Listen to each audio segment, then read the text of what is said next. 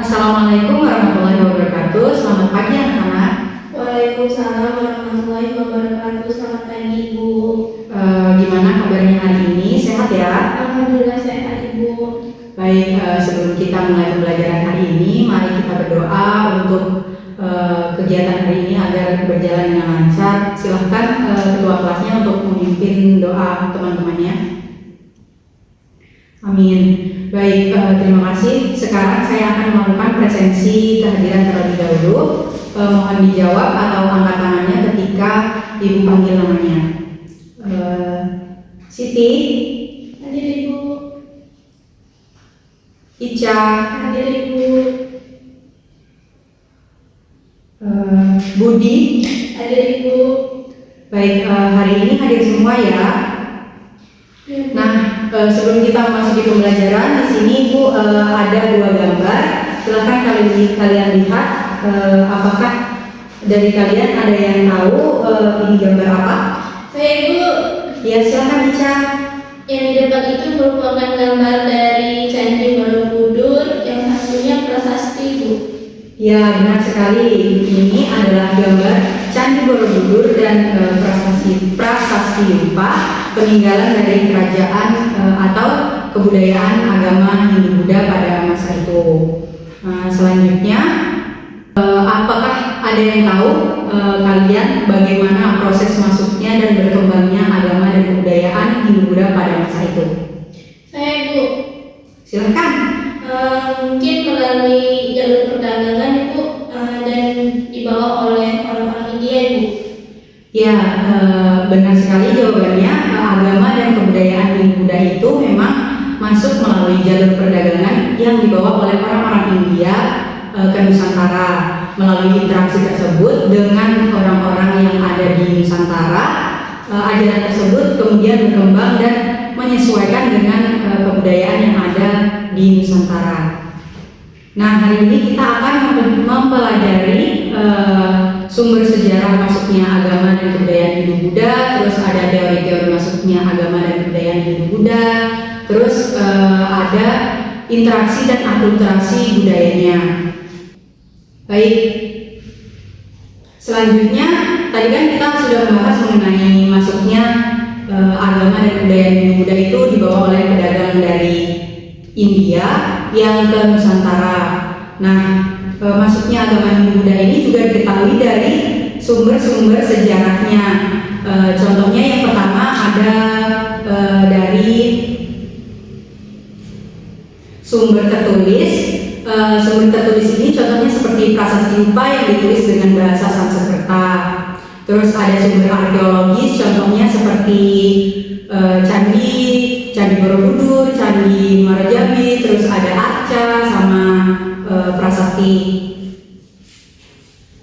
Nah, selanjutnya yaitu ada sumber sastra. Nah, sumber sastra ini contohnya seperti kitab-kitab kuno, terus ada cerita masyarakat mengenai masuknya dan berkembangnya agama Hindu-Buddha pada saat itu. Materi selanjutnya yaitu ada teori masuknya agama Hindu-Buddha. Nah, yang pertama ada teori Brahmana, teori Ksatria, terus teori Waisya, teori Sudra, dan teori arus balik. Apakah ada yang tahu apa yang dimaksud dengan teori Brahmana? Ada yang tahu? Penyebaran Hindu-Buddha menurut teori Brahmana ini merupakan penyebaran agama Hindu-Buddha yang dibawa oleh kaum Brahmana atau pendeta yang diundang oleh raja-raja yang ada di Nusantara. Setelah itu mereka melakukan legitimasi kekuasaan di Nusantara. Nah, yang kedua ada teori Ksatria. Teori Ksatria ini mengatakan bahwa orang India datang atau Ksatria yang datang karena adanya konflik. Setelah itu mereka mendirikan kekuasaan-kekuasaan di Nusantara. Nah, yang ketiga ada teori Waisya. Nah, menurut teori Waisya ini penyebaran agama dan kebudayaan Hindu-Buddha melalui penyebaran perdagangan dan interaksi seperti perkawinan. Yang selanjutnya yaitu teori Sudra. Nah, teori Sudra ini mengatakan bahwa orang-orang India atau orang-orang biasa yang dari India datang ke Nusantara untuk memperbaiki kehidupan agar lebih baik dari sebelumnya. Nah, terus ada teori yang terakhir, yaitu teori arus balik. Teori ini berbeda dengan teori-teori sebelumnya. Kalau teori-teori sebelumnya mengatakan kalau orang-orang India lah yang datang dari India ke Nusantara untuk menyebarkan agama-agama dan kepercayaan. Kalau teori arus balik ini, orang-orang Nusantara lah yang pergi ke India untuk belajar dan menempuh pendidikan. Setelah mereka menguasai, setelah mereka mampu, mereka kembali ke Nusantara, setelah itu menyebarkan agama dan kebudayaan Hindu-Buddha pada masa itu. Sampai sini apakah ada yang ingin ditanyakan atau ada yang belum paham mengenai teori dan sumber sejarah masuknya agama Hindu-Buddha? Tidak, Ibu. Baik, jika tidak ada, kita masuk ke materi selanjutnya, yaitu interaksi dan akulturasi budaya agama Hindu-Buddha dalam bidang pemerintahan, sosial, agama, bahasa, dan seni. Dalam bidang pemerintahan, pengaruh setelah masuknya agama Hindu-Buddha, mulai muncul sistem kerajaan-kerajaan. Nah, raja pada saat itu adalah pemimpin tertinggi. Bahkan dalam kepercayaan agama Hindu-Buddha, raja adalah keturunan atau titisan dewa. Yang kedua yaitu dalam bidang sosial.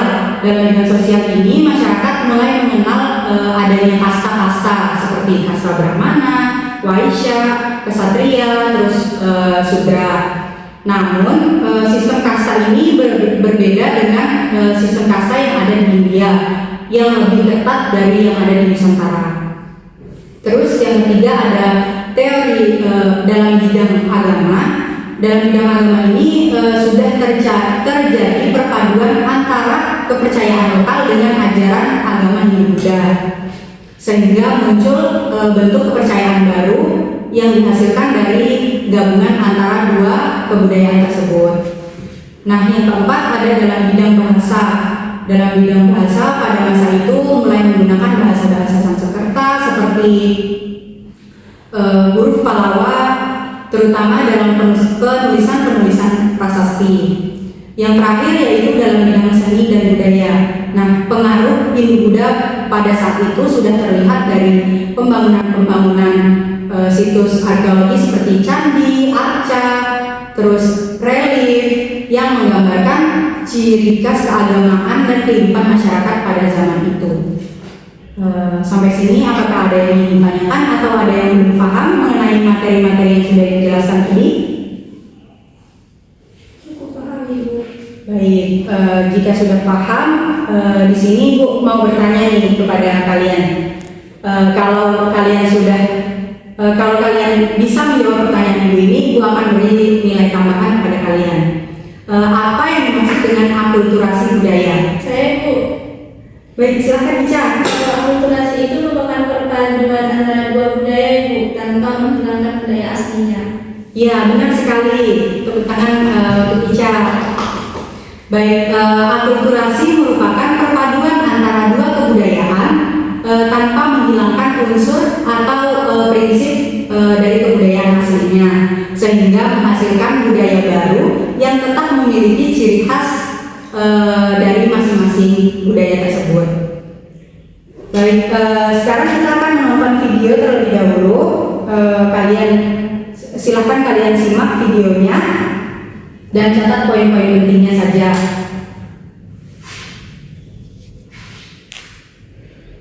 Silakan kalian tonton videonya ini di samping. Kalian catat poin-poin pentingnya saja. Nah, kalau sudah selesai, Ibu akan bagi kalian menjadi beberapa kelompok. Setiap kelompoknya terdiri dari 6 sampai 7 orang. Nah, setiap kelompok akan membahas mengenai latar belakang masuknya agama Hindu-Buddha, terus teori-teori yang ada, bukti sejarah dan akulturasi budaya agama Hindu-Buddha pada saat itu. Baik, silakan kalian Ibu beri waktu selama 15 menit. Silakan kalian diskusikan bersama teman-temannya.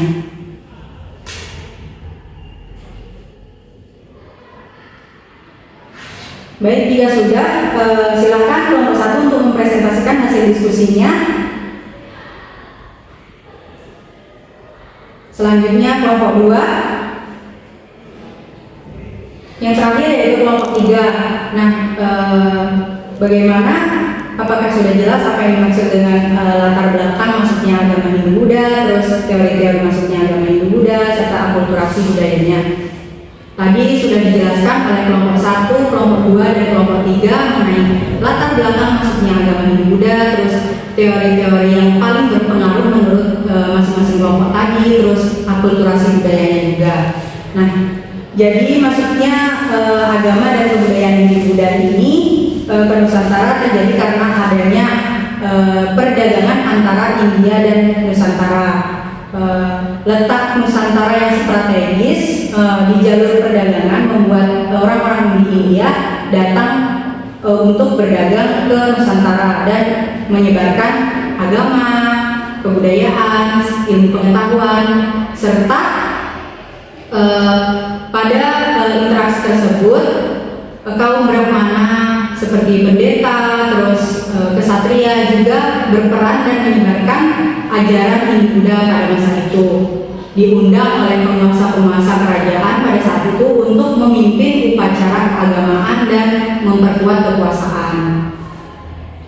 Selain itu juga penyebaran Hindu-Buddha pada saat itu terjadi melalui berbagai teori, tidak hanya satu teori saja yang saling berpengaruh.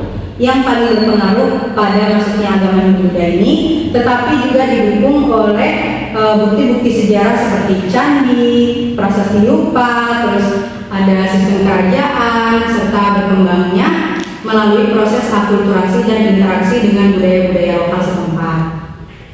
Jadi kita bisa pahami bahwa penyebaran agama Hindu-Buddha tidak hanya melalui satu teori saja, tetapi merupakan hasil dari peran dan proses akulturasi dengan budaya lokal setempat. Apakah ada yang ditanyakan terlebih dahulu?